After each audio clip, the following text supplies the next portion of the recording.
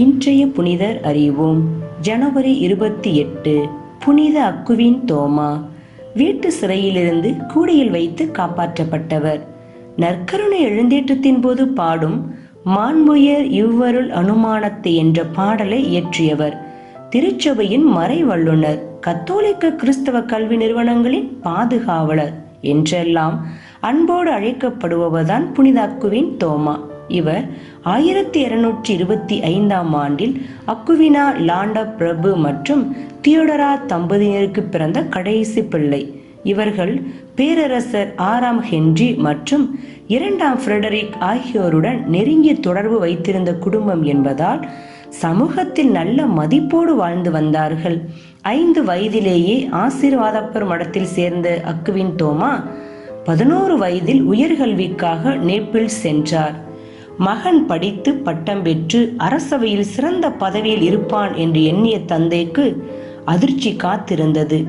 Naples சென்ற அக்குவின் தோமா அங்கு மறையுரையாற்றிய புனித ஜூலியனின் கருத்துக்களால் ஈர்க்கப்பட்டார். அவரை சந்தித்தார். அவரது வழிகாட்டுதலால் தனது 18வது வயதில் சுவாமிநாதர் சபையில் சேர்ந்து தவ உடை அணிந்தார். அதிகாரத்தை மட்டுமே சிந்தித்து வந்த அவரது குடும்பத்தினரால் இதனை ஏற்றுக்கொள்ள முடியவில்லை. எனவே பாரிஸுக்கு மேற்படிப்புக்காக சென்ற மகனை வழிமறித்து பிடித்து கொண்டு வந்து ஜியோவானி அரண்மனையில் அடைத்து வைத்தார்கள். 2 ஆண்டுகள் வீட்டு சிறையில் இருந்தார். தாயின் அரவணைப்பும் சகோதரி கொண்டு வந்து கொடுத்த மெய்யியல் மற்றும் இறையியல் சார்ந்த புத்தகங்களும் அவருக்கு உறுதுணையாக இருந்தன. அவைகளை தொடர்ந்து வாசித்தார். சிறையில் இருந்தாலும் நிறைவாக இருந்தார். 2 ஆண்டுகளுக்கு பிறகு சாமிநாதர் சபை துறவிகள் ஒரு சிலர் அவரை ஒரு கூடையில் வைத்து அரண்மனையிலிருந்து காப்பாற்றி வெளியே கூட்டி வந்தார்கள். இதற்கு அவருடைய தாய் உதவியாக இருந்தார்.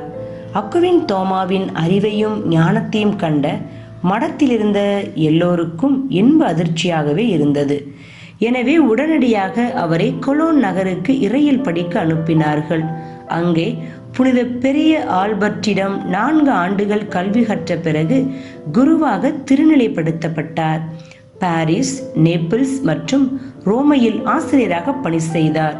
திருத்தந்தை 6ஆம் அர்பனின் ஆட்சி மன்றத்தில் 1261 முதல் 1264 வரை பணியாற்றினார். அப்போது நற்கருணை திருநாள் திரு அவையில் ஆரம்பமானது. எனவே அதற்கு தேவையான திருப்பலி, மாலை ஆராதனைகளை எழுதினார். நற்கருணை எழுந்தேற்றத்தின் போது நாம் பாடும் மாண்புயர் இவ்வருள் அனுமானத்தை என்ற பாடலையும் இன்னும் பிற பாடல்களையும் எழுதினார். நேபிள்ஸின் ஆயராக பணியாற்ற திருத்தந்தை கேட்டபோது பணிவுடன் அதை மறுத்து அக்குவின் தோமா மீண்டும் பாரிஸ் சென்று தமது ஆசிரிய பணியை தொடர்ந்தார். 49 ஆண்டுகள் இம்மண்ணுலகில் வாழ்ந்த அக்குவின் தோமா 60 புத்தகங்களை எழுதினார்.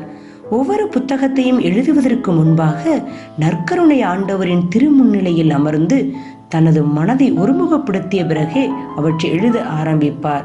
அதில் இறையியலின் சுருக்கம், அதாவது சும்மா தியாலஜிக்கா என்ற புத்தகமும், வேற்றினத்தாரின் கொள்கை மறுப்பு, அதாவது சும்மா கான்ட்ரா ஜென்டைல்ஸ் என்ற புத்தகமும் மிக முக்கியமானவை. அக்குவின் தோமா 1273 டிசம்பர் 6ஆம் தேதி திருப்பலி நிறைவேற்றிய போது ஒரு காட்சி கண்டார். அந்த காட்சியை கண்ட பிறகு, எனக்கு வெளிப்படுத்தப்பட்ட காட்சியிலிருந்து நான் எழுதிய அனைத்தும் சிறு தூசி என நினைக்கிறேன் என்று தனது நண்பர் ரெஜினால்டிடம் கூறினார். அதன் பிறகு எழுதுவதையே நிறுத்திவிட்டார். 1274 மே 1 தேதி லைன்ஸில் பொது சங்க கூட்டம் திருத்தந்தை 10ஆம் கிரகோரி திட்டமிட்டிருந்தார். இச்சங்கத்திற்கு அக்குவின் தோமாவையும் அழைத்திருந்தார்கள். அங்கு புறப்பட்டு செல்லும் போது அக்குவின் தோமா கீழே விழுந்து காயமடைந்தார். தொடர்ந்து உடல் நலமில்லாமல் இருந்தார். இறைவனின் அழைப்பிற்கு அடிபணிந்து 1274 மார்ச் 7ஆம் தேதி இறைவனடி சேர்ந்தார். 1323 ஜூலை 18 அன்று திருத்தந்தை 22ஆம் யோவான் இவரை புனித நிலைக்கு உயர்த்தினார். திருத்தந்தை 5ஆம் பத்திநாதர் 1567 ஏப்ரல் 14 அன்று அக்குவின் தோமாவை திருச்சபையின் மறைவல்லுனர் என்று அறிவித்தார். புனிதரிடமிருந்து கற்போம். நல்ல உறவுகள் நம்மை கைதூக்கிவிடும்.